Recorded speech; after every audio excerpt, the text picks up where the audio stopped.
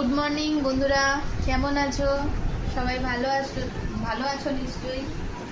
চলে এসেছি আবার রান্নাঘরে সকালবেলা একটু ঘুগনি করবো বলে।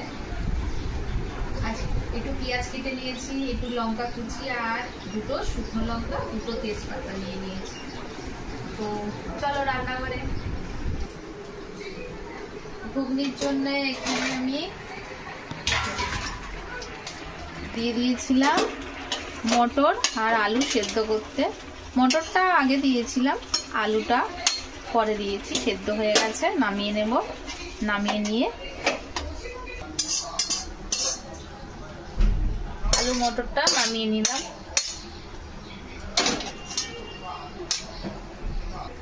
কড়াই দিয়ে দিলাম। আজকে সাদা তেলেই করছি, একটু সাদা তেল দিয়ে দিলাম।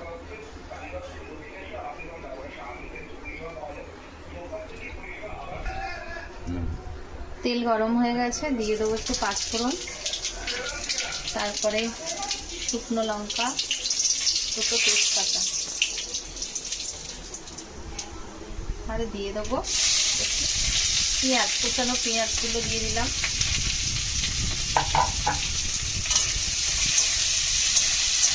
পেঁয়াজগুলো ভাজা ভাজা হলে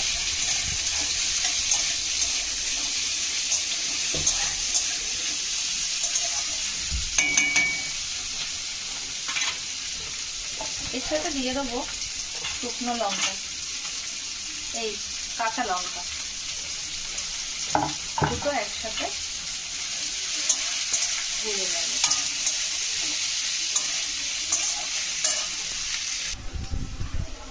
পেঁয়াজটা ভাজা হয়ে গেছে, এবার দিয়ে দেবো আদা রসুনের পেস্ট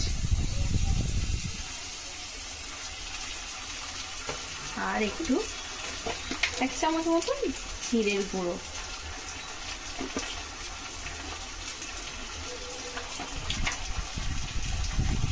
লঙ্কার পরিমাণটা যে যেমন খাবেন সেইভাবেই দেবেন। আমি এখানে 1/2 চামচ দিলাম। দিয়ে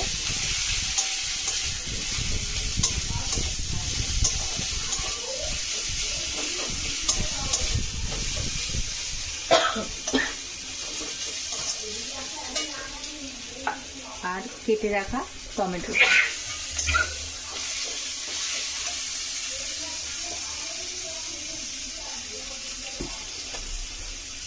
হালকা একটু দিয়ে দেবো জল, দিয়ে মশলাটা কষিয়ে নেব।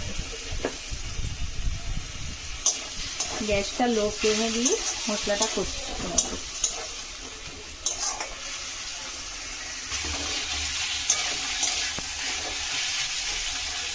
মশলাটা ভালো করে কষিয়ে নেব, কারণ আদা রসুনের পেস্টগুলো তো কাঁচা কাঁচা গন্ধ বেরোবে, সেখানে একটু কষিয়ে নিলে আদা রসুনের গন্ধটা চলে যাবে। দিয়ে দেব নুন,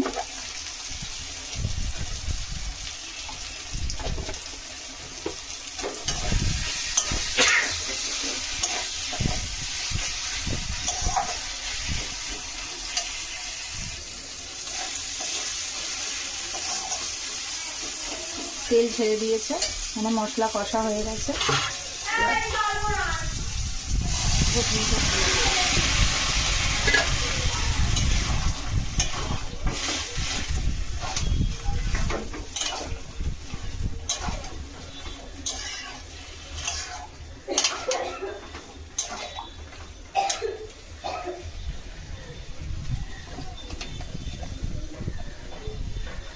দিয়ে দেবো হলুদ,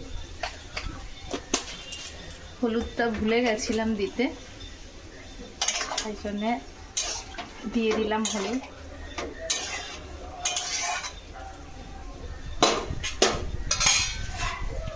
দিয়ে দেবো ঢাকা 2 মিনিট। সহ্য করতে পারছি না, ঢাকাটা খুলে নেড়ে দেবো।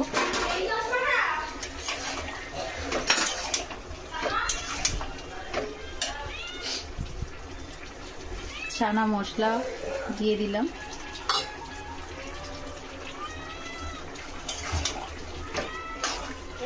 খেতে তোকে খেতে দিচ্ছে না।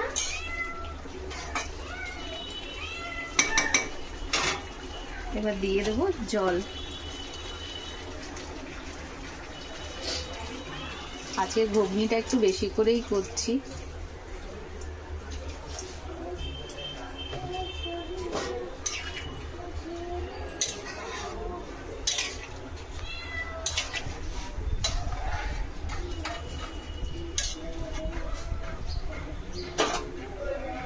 হতে থাকুক।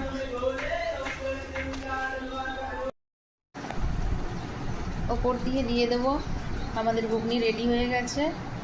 এবার দিয়ে দিলাম একটু পেঁয়াজ কুচি আর একটু শসা কুচি দিয়ে দিলাম।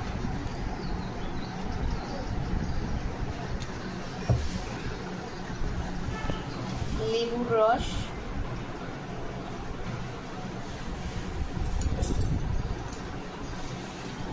এবার ছেলে মেয়ের খাবার রেডি হয়ে গেছে, দিয়ে দিচ্ছি। খেয়ে বল কেমন লাগছে।